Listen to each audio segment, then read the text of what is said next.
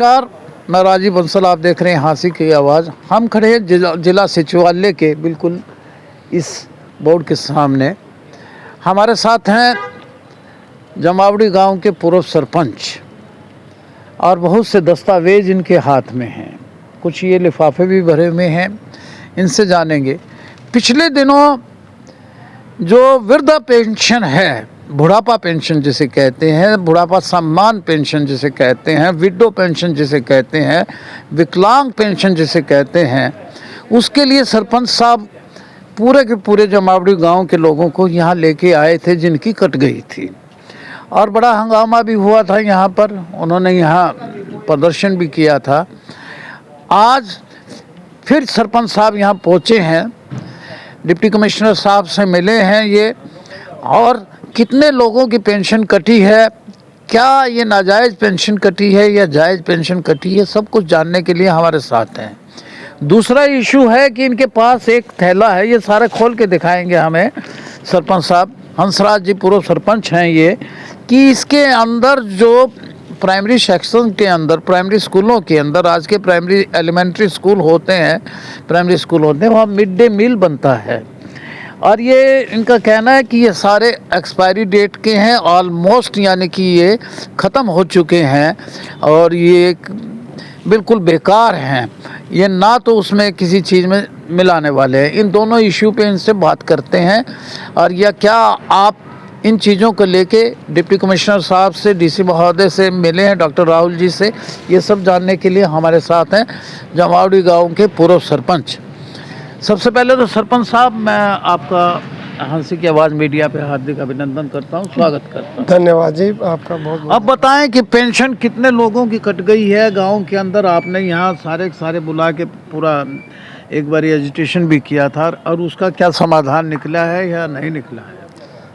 अभी तक उसका कोई कितने लोगों की पेंशन कटी और कैसे कटी? लगभग 150 व्यक्तियों की पेंशन पूरे गांव में कटी है। ये बता दो कि ये पेंशन कटने का इशू अकेला जमावड़ी गांव का नहीं है, पूरे स्टेट वाइड ऐसा हो रहा है कि पता नहीं कितने हजार लोगों की पेंशन कट चुकी है। वो उस पर सरकार क्या एक्शन ले रही है या क्या नहीं ले रही है, ये तो वही बड़े अधिकारी बताएंगे, लेकिन इनसे जमावड़ी गाँव के पूछते हैं। हाँ, मेरे गांव जमावड़ी में लगभग 150 वृद्ध, विकलांग, विधवा, उनमें से कुछ तो ऐसे हैं कि चल फिर नहीं सकते, खाट पे ही रहते हैं, चारपाई पे, और बड़ी कठिनाई होती है। वो एक बुजुर्गों का सहारा था, जो पेंशन थी सरकार ने एक सहायतार्थ के लिए दी थी, तो बड़े खुश रहते थे। वृद्ध बहन बेटी आती थी, कोई और बच्चा, पोता पोती अपने पे भी खर्च कर लेते थे, बड़ा मान था उनको। ये खाली पेंशन के पे भी निर्भर करते? बिल्कुल बिल्कुल, ऐसे व्यक्ति तो कम से कम 50-60 हैं गांव में, जो केवल और केवल उनका सहारा ही, क्योंकि कईयों के तो कोई औलाद नहीं, तो वो वृद्ध हो चुके हैं। उनकी फैमिली आईडी है, जैसे सरकार कहती है भाई बिल लाओ, ये करो, अंधा आदमी है, उसके बिल उसने देखना क्या, वो अकेला है अपने घर में, तो बिल की उसको क्या जरूरत है बिजली की, जब उसको दिखता ही नहीं, 100% अंधा है वो, वृद्ध है वो, चल फिर नहीं सकता। गांव वाले उसकी सहायता करते हैं। फुल्ली हैंडीकैप्ड है? फुल्ली हैंडीकैप्ड है, वृद्ध भी है। और ऐसे तमाम केस है मेरे गांव में, और मैं लेकर के भी आया था, प्रशासन को दिखाया था। प्रशासन से, डीसी महोदय जी से मेरी बात हुई थी, उन्होंने पेंशन विभाग, फैमिली आईडी वाले 1-2 अधिकारी कर्मचारियों को बुलाया था, उनके साथ मैंने बैठक की थी। तो मैंने उनसे रिक्वेस्ट की थी कि मेरा पूरे गांव के ऐसे वृद्ध व्यक्ति जो घूम फिर नहीं सकते, आज बड़ी मुश्किल से लेके आया हूं मैं, तो कृपया करके मैं आपको कंप्यूटर वगैरह गांव में उपलब्ध करवाऊंगा, इन शिकायतों को आप जैसे भी हो पूरी करिए। उन्होंने कहा भी क्या क्या चीज़ की ज़रूरत है, मैंने पूछा।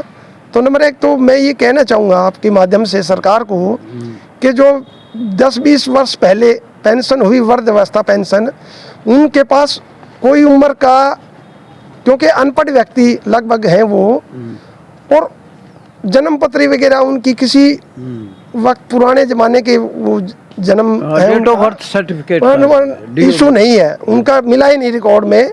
मैं खुद उनके लिए ट्राई किया था हिसार सिविल हॉस्पिटल के थ्रू, तो मैं डीसी महोदय से मिला हिसार, और उन्होंने कहा कि भाई डॉक्टर इनकी पेंशन कर देगा, आप चिंता ना करें।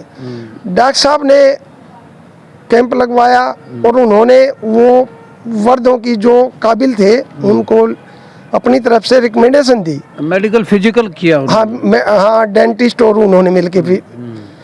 तो मैं सरकार से और आज के प्रशासनिक अधिकारियों से मैं गुजारिश करता हूं कि अगर उनके पास पहले डॉक्यूमेंट्स होते, प्रूफ होते, और नाम गलतियां और ये गलतियां जब डॉक्टर ने उसको वर्द मेडिकल बेस पे कर दिया, तो आज कागज होते तो हम उसी दिन दिखा देते।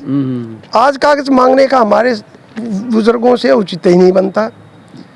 नंबर 2, जैसे प्लॉट वगैरह भैंस वगैरह बांधने के लिए पड़े होते हैं, वो 400 गज दिखा दिया। एक किसान मजदूर, अब गांव में आपको पता ही है, वो गांव से बाहर पड़ी होती है जमीन, उसको लेकर के भी सरकार ने जो है फैमिली आईडी में उसको जोड़ करके दर्शा दिया घेर उनका। हाँ, उस घेर को ये कह दिया भाई आपका 400 गज का प्लाट पड़ा है, आपको पेंशन इस बेस पे भी नहीं मिल सकती। ये भी कट गया। हाँ, ये भी कट गया। एक बिजली बोर्ड, आप देखते हो पत्रकार महोदय जी, प्रशासन अधिकारी और कर्मचारी, हर कर्मचारी इससे पीड़ित है कि कई बार मीटर रीडर आता नहीं घर पे, वो इकट्ठी हो जाती हैं और वो एक बार में 10-12 हज़ार रुपया रीडिंग करके बिजली बोर्ड में भरे जाते हैं। फिर वो आश्वासन देते हैं कि भाई आपका जो है ना ये धीरे धीरे ज़्यादा भराया गया है ना, तो आपका आगे एडजस्टमेंट कर देंगे। वो उसका बिजली का बिल टोटल साल भर का जैसे 24,000 रुपया दर्शाया गया, हालांकि वो होता है 1.5-2 साल का लगभग कम से कम। बिजली बोर्ड से हमने उसकी वो डिटेल भी निकलवा के जमा करवा दी। उसके बावजूद पेंशन विभाग या फैमिली आईडी वाले कर्मचारियों ने ये कहा जी वो ही दुरुस्त करेंगे। हमने कहा भी आपके पास है उनकी, हम कंप्लेंट आपकी जो है पूरा रिकॉर्ड ले करके आगे, और इसको रिकॉर्ड के अनुसार आप करिए ठीक। इसको कहता हमारा काम नहीं है, वो वही करेंगे। जमीनी बात आई, बोला वो बीडीपीओ पटवारी करेगा इसको, वो कैसे दुरुस्त करेगा। एक दफा आप सबको यहाँ लेके आए थे। हाँ, लेकर के उसके बाद एसडीएम साहब से तनातनी भी हुई आपकी। जी सर। और एसडीएम साहब ने क्या जवाब आश्वासन दिया था सर कि आपका काम 7 दिन में, सरपंच साहब आप रुकिए। तो फिर मैं दोबारा मिला, कहते हैं आपके पूरे गांव की लिस्ट मैंने मंगवा रखी है। वो मंगलवार का समय था, वो भी जा चुका है। दूसरा मंगलवार भी आ गया है। तो मैंने कहा था जी पूरा गांव के बुजुर्ग और महिला और वर्ग व्यक्ति, अपंग आदमी जा नहीं सकते कहीं, ने उनके पास ऐसा विकल्प है, पैसे हैं, 3 महीने से पेंशन नहीं मिली है। अब प्राइवेट उनके पास जाओ, उनको पता ही नहीं होता कि दुरुस्त क्या करना है। एक्चुअली पोजीशन तो ये है कि सरकार और आम व्यक्ति समझ ही नहीं पा रहा।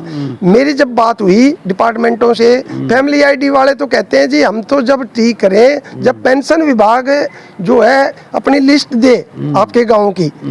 तो पेंशन विभाग से मैंने कहा तो उन्होंने मेरे को केवल मात्र 10 व्यक्तियों की पेंशन जिनकी कटी, टोटल तो कटी 150 की, और वो उनके पास लिस्ट कितने की उपलब्ध करवाई, 10 व्यक्तियों की केवल मात्र, कि भाई हमारे पास 10 व्यक्तियों की ही रिकॉर्ड है जिनकी पेंशन कटी है, कि भाई इस वजह से कटी है। मैंने कहा जब 150 है और यहाँ पर दुरुस्त करवा रहे हैं, कोई बयानाबाजी कर रहा है, कोई प्लाट का है, कोई पेंशन का है, कोई किसी प्रकार का है, कोई आर्थिक आधार पे, कोई प्लाट पे है, बिजली बिल का है, तो आप बहुत लंबा हो जाएगा। हंसराज जी मैं इतना जानना चाहूंगा, उस बात को कितना टाइम हो गया? उस टाइम को 1 महीना हो गया लगभग। 1 महीना हो गया। अब ये जो एसडीएम साहब के बात आए, हाँ जी 1 महीना तो नहीं हुआ? नहीं, 20 दिन से ऊपर हो चुके हैं सर। अच्छा, तो उसके बाद कोई एक्शन नहीं हुआ? कोई एक्शन डी साहब से मिला था, उन्होंने अधिकारी कर्मचारियों को बुलाया, मेरे को साथ मीटिंग करवाई। ये जो उन्होंने निकलवा के मेरे को लिस्ट दी है मेरे पास, मैं आपके सामने हूँ। ये पूरा का पूरा पूरे जमावड़ी की लगभग कटे हुए पेंशन जो आए थे मेरे साथ, उनके पूरा रिकॉर्ड है ये फिर दोबारा से उन्होंने मेरे को ही उपलब्ध दे दिया कि इसका कोई समाधान नहीं हो सकता। तो मैंने उस दिन भी बोला था एसडीएम साहब को कि मैं भूख हड़ताल पे बैठूंगा मजबूरन, मेरा कोई राजनीतिक एजेंडा या किसी प्रकार का एजेंडा नहीं है। मेरी भी लगभग उम्र 63 वर्ष हो चुकी है। तो मेरा तात्पर्य तो केवल मात्र यही है कि भाई बुजुर्गों का, विकलांगों का, इनका समाधान करने वाला, कोई सुनवाई करने वाला। अच्छा, प्रशासन आज का आप कोई नहीं है। डिप्टी कमिश्नर महोदय से मिले, डीसी साहब से मिले, क्या उन्होंने कहा? उन्होंने फिर ये कहा कि भाई उनको बुलाओ, पेंशन विभाग और फैमिली आईडी वाले वगैरह जो है, और उनको आदेश करवाया है डी साहब ने कि भाई आपकी फिर मीटिंग करवाता हूँ मैं उनके साथ। उस एजिटेशन के बाद यानी 20 दिन हो चले हैं। हाँ जी, यानी डी समाधान साहब से 2 बार मिल चुका हूँ इस मामले में। तो कोई समाधान नहीं, कोई समाधान की तरफ जहाँ से चले थे उस दिन उसी जीरो पे खड़े हैं। जीरो पे खड़े हैं। हाँ जी, अच्छा, एक्चुअली पोजीशन। अब ये एक और चीज आपके हाथ में है, ये दिखाइएगा, खोल के दिखाइए, ये नीचे रख दो थैला ये जमावड़ी गांव के प्राइमरी स्कूल से लेके आए हैं, क्या तोहफा लेके आए हैं हमारे लिए, बताओ ये क्या है? ये स्कूल में जो मिड डे मील बनता है प्राइमरी स्कूल में, हाँ, मेरे गांव के स्कूल में जब मैंने भोजन चेक किया, मैंने कहा भाई ये जो है आपका काबिल नहीं है, बच्चों के खाने योग्य नहीं है, आप कैसे खिला रहे हो उनको? यानी फूड पॉइजनिंग हो सकती है? हाँ, हो सकता है, 100% हो सकता है। क्या हो सकता है? तो बीमार हो सकते हैं बच्चे, उल्टी जस्त लग सकते हैं। फूड पॉइजनिंग का? हाँ जी जी बिल्कुल, पता नहीं कितनी बीमारियों से ग्रस्त हो सकते हैं बच्चे। तो जब मैंने उनको कहा तो वहाँ की मैडम इंचार्ज थी, उसने कहा बल्कि देखो जनाब, मैं तो आज पालक लेकर के आई हूँ, रायता बना रही हूँ स्पेशल कि भाई कभी इन बच्चों के गड़बड़ी ना हो जाए। ये सरकारी कर्मचारी सरकारी गाड़ी डाल के जाती है, हमें तो सरकार जो उपलब्ध करवाती है हम तो यही डालते हैं, चाहे आप इनके नमूना ले लो। मैंने उनसे कहा जी आप अपने गोपाल जी वहाँ के जो है उच्च अधिकारी है प्राइमरी स्कूल के, और उन्होंने जो है कहा, मैंने उनकी परमिशन ली, मैंने कहा जनाब आप अपने जो मसाले वगैरह जो डालते हो इनका सैंपल दीजिए मुझे और मोर मार करके दीजिएगा। तो उन्होंने कहा जी हमारे बस की बात नहीं है, हम तो जो ऊपर से माल आता है इसी से बनाना पड़ता है, हमारी मजबूरी है, हम खरीदते नहीं, पहले हम खरीदते थे तो बढ़िया भोजन बनता था। अब जो मसाले हैं ये लगभग इनको 10-11 महीने बने हो गए, 11 महीने की एक्सपायरी डेट होती है। जो कंपनी बनाती है ना, ये मैं ले आओ, इस पे डेट भी लिखा हुआ है, तो ये एक्सपायरी डेट का है? हाँ, लगभग एक्सपायरी हो चुकी है लगभग, क्योंकि ये 11 महीने में तक ही होती है। तो ये इसको बने हुए लगभग 10 महीने से ऊपर समय हो चुका है। तो वो जो इंचार्ज गोपाल है वो इनको इस्तेमाल नहीं करते क्या? अब नहीं इस्तेमाल सर, बगाएंगे कैसे? वो मिड डे मील नहीं बनाएंगे तो फिर बच्चे शिकायत करेंगे उनकी, वो तो सरकारी सप्लाई है। तो मैं ये कह रहा हूँ कि MDH का मसाला है और मसाले हैं वो खरीद करके सरकार जो है ये उपलब्ध करवाए, नहीं तो बच्चों के फूड पॉइजनिंग और बच्चे खाना नहीं खाते, बच्चों के स्वास्थ्य के साथ खिलवाड़ हो रहा है जी पूरे। मैं आपके माध्यम से विनम्र निवेदन है मेरा कि बच्चों के ऊपर जो है ना ध्यान सरकार दे, अन्यथा तो कोई भी अनहोनी घटना हो सकती है। आप डीसी साहब से मिले? हाँ, इससे मैं डी साहब से मिला हूँ, उन्होंने कहा भी एक एप्लीकेशन ले आइए और मैं इसके विरुद्ध जो है ना आपके BO वगैरह DO को बुलाऊंगा, उनको आपके ये सैंपल जांच करवाऊंगा।